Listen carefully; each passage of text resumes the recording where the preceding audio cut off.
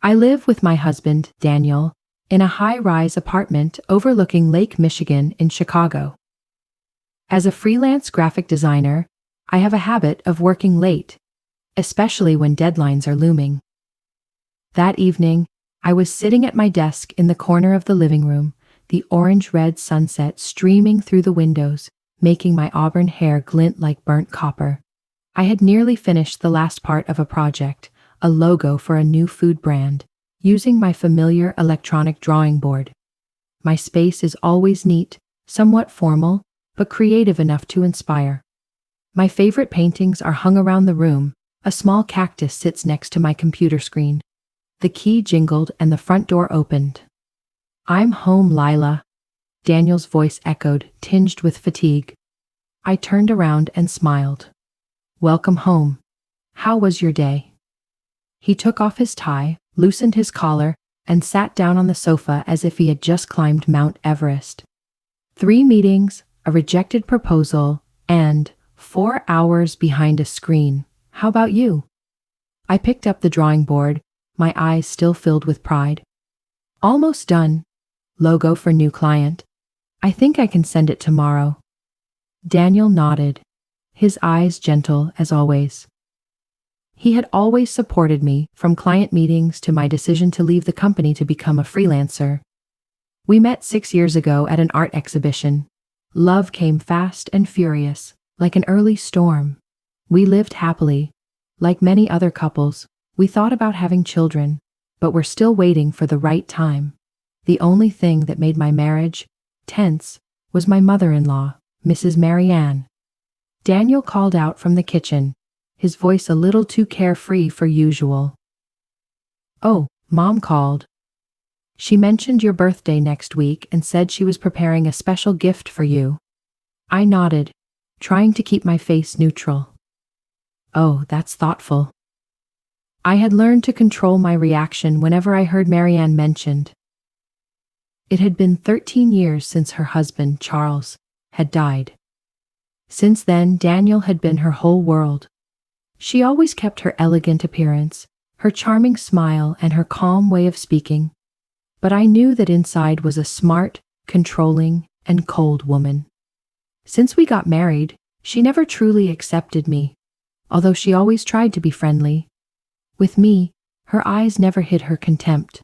I was the one who stole her darling. "I think Mom is trying to make things better with you," Daniel said, as he brought me a glass of water. The gift could be a sign of reconciliation. I was silent for a few seconds. He always wanted to see his mother in a positive light. It was beautiful, but also naive. I smiled softly. "Probably. Did Mom say anything?" "Just keep it a secret. But she said I would be surprised." I laughed, but a sense of unease rose inside me. Marianne's surprises always came with a price, and were never purely kind. "I look forward to it," I said, though my stomach was churning with foreboding. On his birthday, we had a small party at home, with a few close friends and relatives from Daniel's side. Although I was a little nervous, I felt somewhat reassured. Having friends by my side was like an invisible shield. Around 3 o'clock, the doorbell rang. Daniel opened the door, and I had a good idea who was standing there. Marianne, my mother-in-law, appeared in a fine wool dress, her silver hair neatly curled, her lips painted plum red, as if she had just stepped out of a magazine cover. "Thank you for coming, Mom," Daniel hugged her. "Of course, today is Lila's special day," she said sweetly like syrup, then turned to me. "Happy birthday, Lila." She leaned down and kissed me on the cheek. The strong scent of perfume was suffocating. I tried to smile. "Thank you, Mom. I'm glad you came." Then she raised her head and laughed loudly to attract attention. "All right, everyone, let's go outside and see my gift for Lila." I felt my heart skip a beat. Here it is, I thought, her gift. People poured out into the area in front of the building like a curious crowd, waiting to see the final magic show of the party. And it was true, a magic show of money. The car, Mercedes-Benz S-Class, a shiny red car, sat proudly in the driveway, as if it had just been taken off the stage at an auto show. The red, bright, proud, made me shiver. An undeniable luxury, but with feeling manipulated, as if there was an invisible string tying me to the power that my mother-in-law always used to determine the social status in the family. "How do you like it?" Marianne asked, her voice light but her eyes sharp. "It's the latest model. I had it custom made from Europe." Everyone around me gasped. Little did they know that, to me, this wasn't a gift. It was a warning, disguised under a perfectly tied ribbon. I tried to keep a smile as she handed me the keys. "You should be grateful," she added, a faint smile on her lips, but her voice was no more than a command wrapped in the name of love. "That was great." "Thanks, Mom," I replied automatically, as if every word had been pre-programmed. Other emotions welled up inside me: wariness, worry, and self-pity. Daniel, my husband, was visibly excited. He hugged his mother happily. "Unbelievable." "Lila, what do you think? It's unbelievable, isn't it?" I looked at the car again, trying to make sense of the growing unease. A silent question echoed in my mind. Did she really give me this gift out of love or out of control? "Yeah, and it's hard to believe," I said, and for the first time, it made sense. Incredible. A week after my birthday party, I returned from the supermarket with 2 heavy shopping bags, my hands numb from carrying them. As I turned into the parking lot, I couldn't help but stop. My eyes caught the red Mercedes parked in the parking space next to my car. It was still there, unmoving, unstained, just like a blood color monitoring icon, quietly appearing in my sight every day. I have never driven it, and I have no intention of doing so. Daniel asked me 3 times, "Why don't you use the car your mother gave you?" Every time I made excuses. "My car is still good," or "I'm not used to the new car yet." But the truth is, there's nothing difficult to understand, not believe in that gift. My instincts say, something is wrong. When I got to the apartment, I heard the answering machine. Daniel's voice came through. "I have dinner with a client. I'll be back late." "Don't worry, love you." I put down my shopping bag and stood in front of the window, looking down at the bright red Mercedes. I took a deep breath. This is the time. No one is home. I have time. I must know the truth. I walked back to the parking lot, grabbed my keys, and walked to the car. Before I opened the door, I looked around. No cameras, no one watching. I knew I was probably imagining things, but I'd rather be safe than sorry. Opening the car door, the smell of high-quality leather filled the cabin. The dashboard was as shiny as a mirror, the leather seats were soft. Every line was designed with a cold precision, but when I inserted the key and started the engine, something was wrong. The engine sounded strange, like a slight vibration beneath the metal. A shiver ran down my spine.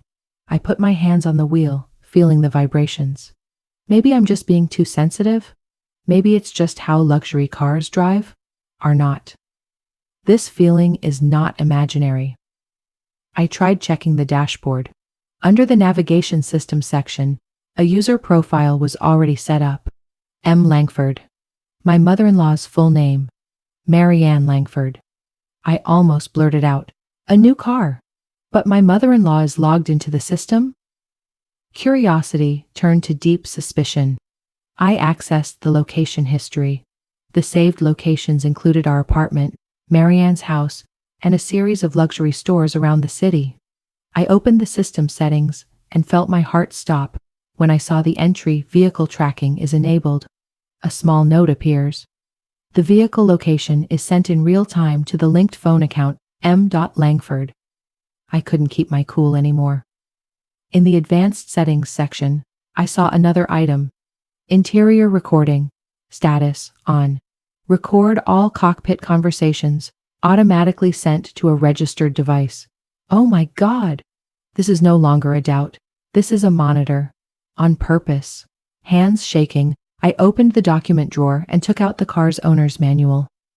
I quickly flipped to the engine description. The S-Class engine is designed for absolute quiet operation. At idle, there is virtually no vibration. I listened to the engine running again.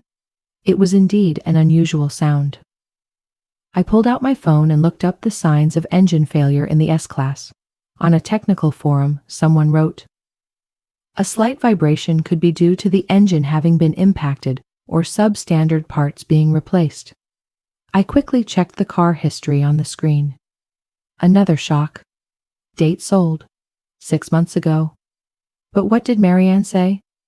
Brand new car. Custom made for you from Germany. I wrote down the VIN. Went to a vehicle history lookup service, paid with a credit card, and downloaded the report. The truth is clear. The car had been in a serious accident on the highway. The front of the car was badly damaged. Although it was repaired, the main components of the engine not fully restored. The report warns, high risk of engine failure while traveling at high speed could cause an accident. I turned off the car and stepped outside. The night air hit my face, cold and sobering. I looked up at our apartment window. The question exploded in my mind. What would I tell Daniel? Would he believe it, that his mother was trying to control me, even endanger me? When I got home, I started working like a real investigator. I took pictures of everything. Setup screens, logins, vehicle history reports. I printed out hard copies, saved backups to USB drives, and saved them to the cloud. I knew that for Daniel to believe me, I had to have irrefutable evidence, and if this led to a confrontation with my mother-in-law, I will not avoid it. That night, I lay in bed, staring at the ceiling, unable to sleep.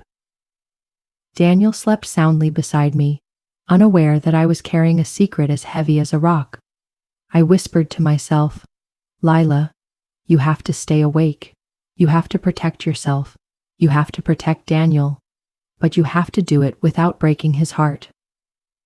On Saturday morning, I was sitting on the sofa with my laptop on my lap, editing typography for a poster project, when my husband, Daniel, was leaning against the window, holding a cup of coffee. I noticed that he had been standing there for quite a while, his eyes still glued to the parking lot below. "That's strange," he said suddenly, without turning around. "It's been 2 weeks since Mom gave you that Mercedes, and you still haven't taken it for a test drive." I looked up from the screen. My heart suddenly ached slightly. I need more time to get used to it." I tried to keep my voice calm. Daniel turned back and came to sit down next to me. "She calls almost every day," he said as he set his coffee on the table. "She keeps asking, 'Does Lila like the car? Why hasn't she used it?' She sounds like she's really worried." I tugged at the hem of my shirt. Over the past few days, I had been rehearsing how to talk to Daniel, but I had yet to find a time when I would be gentle enough without hurting his feelings. His relationship with his mother was always a complicated world, and I was just the one standing outside the door. Daniel tilted his head to look at me, his blue eyes flashing with scrutiny. "But not really, right?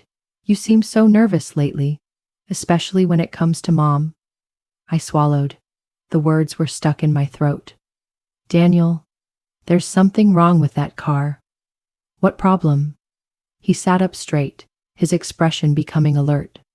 "It's hard to explain in words. You'd better see it for yourself. Get out of the car with me." We walked out of the apartment in silence. Each step I took in the hallway sounded like the knock on a secret about to burst. When we got to the parking lot, I handed him the keys, my hands shaking slightly. "Try starting the car first." Daniel got in the driver's seat. I got in next to him. He turned the key. The engine started, but instead of the smooth roar usually heard in high-end cars, a dry, vibrating sound spread through the bodywork. Daniel frowned, hands on the steering wheel. "This sound doesn't sound like a new car. It doesn't feel solid either." "Yes, I felt it the first time I tried it. But Mom said the car was new, imported straight from the manufacturer." I nodded, took out my phone, and pulled up the vehicle history report I had purchased through a VIN lookup service. "You see?" Daniel picked up the phone, skimmed through a few lines, then paused, his eyes widening. I saw the change in his expression, from surprise to shock. This car was sold 6 months ago, he stammered, and was in a serious accident on the freeway? I nodded. The car was repaired, but the engine was not fully restored. It is very dangerous to drive long distances or at high speeds. Daniel looked at me, his eyes seemingly out of focus. How did this happen? My mother. It's not over yet, I interrupted softly, tapping the center screen. When the interface appeared, I opened the navigation system settings. A user profile appeared. Name, Marianne Doyle. Items location tracking and interior recording are all turned on. Daniel was stunned. Oh my God, is this a tracking device? Yes, every sound in the car is recorded and sent to a linked phone account. Your mother's. The car's location is also updated in real time. He let go of the wheel, his hands falling to his lap. His eyes looked out the window as if trying to escape the overwhelming reality. Why did you? I put my hand on his hand and said softly, I don't want to jump to any bad conclusions. But clearly, this isn't a mistake. A car that was involved in an accident and was said to be new, with surveillance equipment. It can't be a coincidence. Daniel stared straight ahead, but I knew he was looking inward. His eyes went from confusion to anger, then to terrifying determination. It's unacceptable. Mom lied. I don't understand. Why did you do this? I shook my head. I don't know either, but obviously this is a matter of safety and privacy. We should take the car to an independent garage for a detailed inspection. And don't tell Mom anything right now. He turned off the engine, letting out a long, heavy breath. I must do it now. Tomorrow morning. We got out of the car, but as we stepped onto the driveway, Daniel suddenly stopped. How long have you known this? I turned to him, not hiding anything. 3 days. I hesitated. I was afraid that if I told you, it would force you to face something you weren't ready for. Daniel said nothing. He just put his hand on my shoulder and squeezed it gently. You did the right thing. Even though it hurts, I need to know. In the elevator, he looked straight into the glass reflecting his face. Since I was little, my mother has always controlled every aspect of my life. When I was young, it was school, friends. When I grew up, it was my major, my job, and now, my wife. He laughed, not a happy laugh, but the bitter kind of laughter of someone who has just fallen out of a dream. My mother always said, the woman beside you must be perfect. But she never said that. Older brother needs to be the one to choose, and I chose you. I looked at Daniel, my heart clenched with love for him more than ever. We will get through this, together, I said softly. He nodded, wordlessly. But for the first time, his eyes were not looking back, they were looking straight ahead. That evening, back at the apartment, Daniel called a reputable garage in the area. Hello, I would like to schedule a vehicle inspection as soon as possible for tomorrow morning. Is that possible? The reason is, there is a serious safety concern. He didn't need to say anything more. Not to the garage, not to Mom, not now. After hanging up, Daniel turned back to look at me. He smiled awkwardly, but his eyes still held regret and fear. I'm really thankful you never drove that car, Lila. If anything had happened. I leaned my head on his shoulder, feeling his heart beating faster than usual. Partly because he was worried about me. And partly, I was sure, because of the indescribable pain of doubting the mother who raised him. What do we do now? I asked, my voice smaller and shakier than I wanted it to be.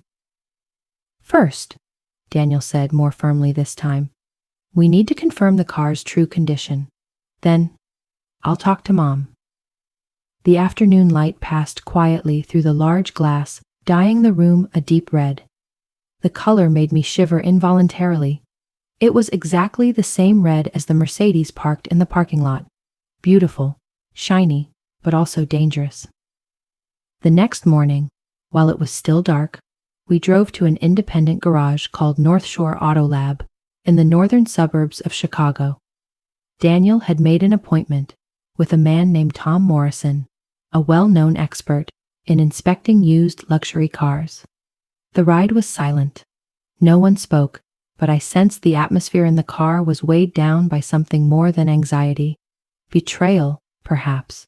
Upon arrival, a tall, elderly man with neatly combed silver hair stepped out to greet us. "I am Tom Morrison, the man you called." He held out his hand.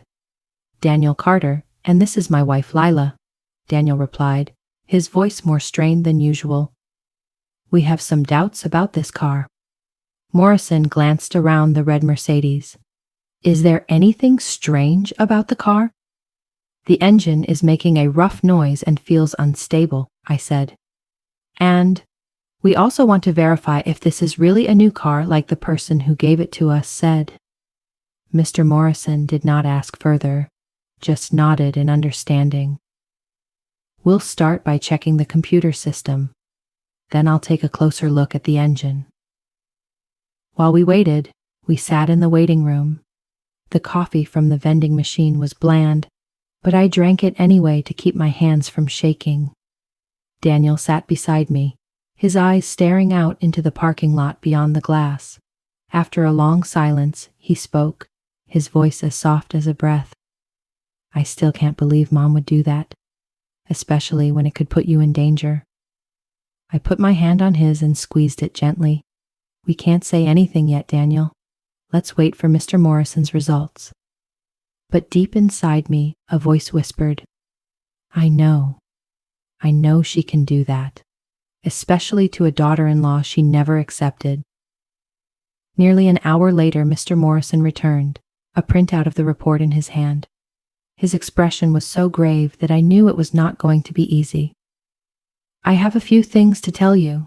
He sat down across from us, placing the file on the table.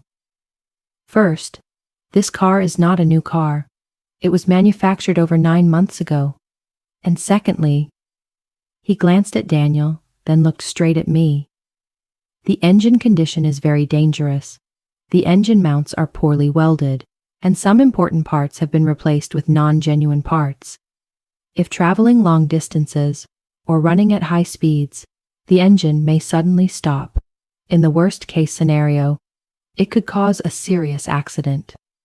I felt a chill run down my spine, as if someone had poured a bucket of ice water down my neck.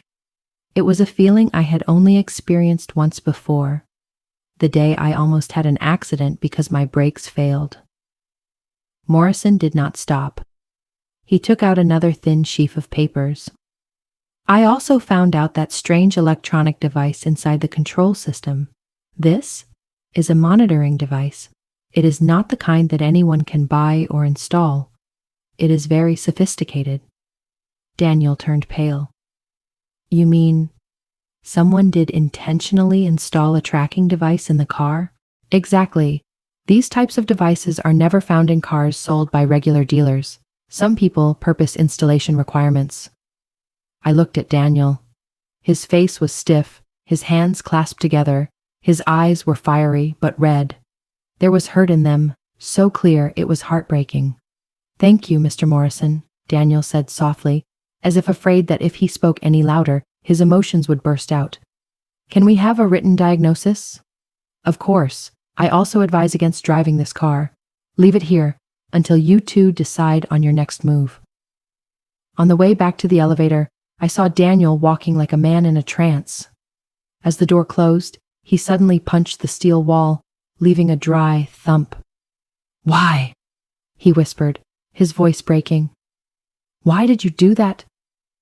I held him, feeling his body tremble slightly. This was no longer anger. This was the pain of a child realizing that his mother could hurt the person he loved just because do not accept daughter-in-law. Through clenched teeth, Daniel said, "I have to see my mother. Right now." That afternoon, we arrived at the luxury apartment building on the Gold Coast where Marianne lived. Daniel was silent the whole way. I didn't say anything either. I knew he was preparing for a battle that, deep down, no one wanted to face. In the lobby, the receptionist smiled when he saw us. "Hello, Mr. and Mrs. Carter. Should I inform Mrs. Marianne? No need, Daniel replied, trying to keep a polite smile. My mother will be happy to see us. We took the elevator to the top floor, the penthouse where Marianne had lived since her husband died. Standing at the door, Daniel rang the bell. Marianne opened the door, looking neat as ever, smiling, but her eyes immediately changed when she saw our faces. Daniel? Lila? What a lovely surprise. What's up? We need to talk, Daniel replied, his voice colder than I had ever heard it. Come inside. Marianne led us into the living room, a luxuriously appointed space, the scent of sandalwood mingling with the scent of cooled Earl Grey tea. She tried to keep her demeanor casual, but I could see her right hand tightening around the strap of her sweater, as if to quell her nervousness. Shall I make some tea?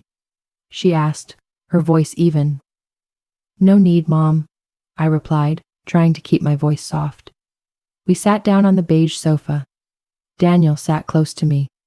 I could feel his hands shaking slightly, despite his outward calm. He took out the files we had received from the garage this morning. Carefully but firmly, he placed them on the glass coffee table. Mom, we need to talk about the car you gave Lila. I looked straight at Marianne. The false calm on her face did not deceive anyone. Her eyes twitched slightly, but her mouth was still smiling. That wonderful car? Would you like it, Lila? I had it custom made, the latest model. Daniel didn't let her change the subject. Mom lied. This is a report from Morrison Garage, independent garage. He turned a few pages and showed them to her. The car is not new. It is an old car. It has been in an accident, and its current condition is very dangerous. The engine can fail at any time, especially when driving at high speed. Marianne's face stiffened for a moment. Then she gave a small, stiff laugh. No way. Mom bought it from the official dealer. I interrupted, keeping my voice calm, but unable to hide the anger boiling in my chest. And yet, in the car, there is monitoring equipment. Record the entire conversation, located in real time, and it's all sent straight to the parent phone. Marianne paled slightly, not from shock, but from being exposed. Nonsense! She suddenly raised her voice. I just wanted to give a nice gift. I just cared. Daniel stood up abruptly. I could tell he was no longer as gentle as he usually was. Enough, Mother. His voice was cold as ice. This is car purchase papers. I bought it from a used car dealership and then hired someone to install a tracking device after fixing it up. Marianne was silent. She leaned back in her chair, her eyes staring blankly for a long moment. I saw a slight tremor in her shoulders. But then, she raised her head, her eyes shining with something cold. Makes me shiver. With Worthy a better woman, she said, her voice even but full of venom. She's in child control, Daniel. Daniel opened his mouth as if to say something, but I was faster. What about the mother? Installing a surveillance device, tracking, and giving her son a car that can cause accidents. Whose actions are those? A mother? Marianne turned to me, her eyes no longer concealed. The car is still safe, at most, just a few minor errors. Nothing fatal. I was silent. A few seconds later, I was able to speak. Not fatal, I choked out. The engineer at the garage said the engine could stall in the middle of the highway. You mean, that's a minor fault? The air in the room seemed to freeze. Then her voice dropped, no longer with false elegance, but with naked to the point of horror. So what? I just want her to be scared to drive it again. Then you can use it. That car should have been of the child, Daniel. All is for you. I shuddered really hard. At that moment, it was clear to me. I had never been with people in this family. Just an obstacle. The room fell silent. A silence that made my ears ring. Daniel looked at his mother, his eyes red with disbelief at what he had just heard. Mom, did you intentionally put my wife and child in danger? His voice was hoarse. Marianne shrugged. I didn't think that far. I just wanted to scare her away from things belong to me. She doesn't deserve it. Then she smiled slightly, as if she were still in a play she was directing. It's all because of my mother. Daniel's face was a mixture of disgust, anger, and despair. That's enough, mother, he said, each word cutting into the air. This, end here. Marianne stood up suddenly, her voice almost screaming. You are my only son. You would abandon me just because of this woman? This woman, I repeated in my mind, feeling a shiver run down my spine. Daniel squeezed my hand gently, then looked straight at his mother, his voice deeper and more determined than ever. Mom, Lila not is this woman. She has a wife and children, to be my companion of mine, and you hurt her on purpose. I can't see you as my mother anymore. I turned to look at Daniel, my heart clenched at the look in his eyes, both painful and determined. Marianne's face paled, then turned red with anger. I will regret it because of this, Daniel. She doesn't deserve to step foot in this house, doesn't deserve to be the mother of your children. I don't know what hurts more, the accusation or the fact that I'm not surprised when I heard her say it. All the disparaging looks, all the insinuations over the years, now poured out without any concealment. I was an outsider, someone who had come between her and her mother. Nothing more, nothing less. Daniel just nodded slightly, as if to end it all. He took my hand and turned away. Hello, Mom. From now on, all communication will be through a lawyer. I heard her shout after me. I just want to protect the child, Daniel. Mom did everything for you. But Daniel didn't turn around. He didn't say another word. In the elevator, the silence was as if a vacuum had been sucked in. He sighed deeply, as if he had just gotten rid of something very heavy. This is over, he whispered. I leaned my head on my husband's shoulder. Are you okay? No, absolutely not, he replied after a few seconds. But I know things will get better from now on. He turned to me and held my hand tightly. We will overcome. Together. 1 year later. The morning sun was shining softly on the trees in the small garden behind our new house in the suburbs of Evanston. The chirping of sparrows was like a melody to start the day. I sat on a wooden bench, cup of coffee in hand, enjoying the silence I had not experienced in all my years living in the city. Would you like more coffee? Daniel asked, holding the pot. Yes, thank you. I smiled, holding the cup out to him. My belly was round. Our daughter was due in about 2 months. Inside, the little creature was moving. Daniel placed his hand on my belly, a small smile on his lips. My daughter seems to be a future dancer. She kicks all night. Like you when you first got married, couldn't sleep from worrying, I teased. We have really moved away from the past. After that day, Daniel started therapy to understand the line between family love and control. He gradually faced the obsession that if he left his mother, he would be a disobedient son. I was always by his side, quietly, no pressure, no demands. 6 months ago, we sold that stressful apartment in the city center and moved here, a spacious house with a garden, a study for me, and enough room for a nursery. A real start. I continued to freelance from home, taking on fewer projects, taking time for myself and my baby. Daniel remained at his old company, but learned to disconnect after work, something that was almost impossible before. I'll finish painting this afternoon. Room. Here you go, Daniel said, chewing on his toast. Lilac cream is the ultimate choice. I winked. I'm a designer. I don't do things half-heartedly. That room would be great, he replied. The phone rang. Daniel glanced at the screen, stopping. It's Mom calling. I looked at him, my heart sinking a little. The relationship with Marianne remained stressful. Under expert advice, Daniel didn't cut it off completely. Instead, he kept contact limited. 1 call a month, no emotions, no strings attached. He picked up the phone, spoke briefly, then put it down on the table. Mom said she wanted to send something to the baby. I looked up and asked softly, "What do you think?" "Don't worry," he replied. squeezing my hand. I won't let Mom manipulate us again. If she sends anything, I'll check it carefully first. I nodded. I didn't want to be angry or bitter anymore.